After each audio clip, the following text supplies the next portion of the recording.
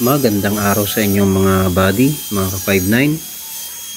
Meron tayo ngayon na mga ginawang holster at ito ay ating uukitin upang may forma natin ang tamang forma ng 3-in-1 holster na ating ginagawa. So ayan, at ginagamit natin ang ating grinder upang hulmahin ang ating holster para makita ng ating mga 5.9 kung paano natin ito ginagawa. Yan, gamit ang ating grinder, tinatabas natin yung mga sobra-sobra. Yan, tapos ayan na, ginagamit naman natin yung ating mini grinder upang tanggalin naman yung mga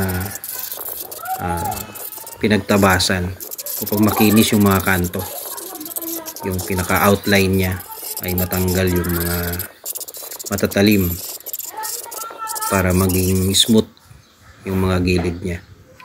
So ayan na, malinis na ang mga kanto, yung outline ng ating holster, yung ating 3-in-1 holster na ating ginagawa. So ayan, finish nya, okay na siya, makinis na. Salamat mga buddy.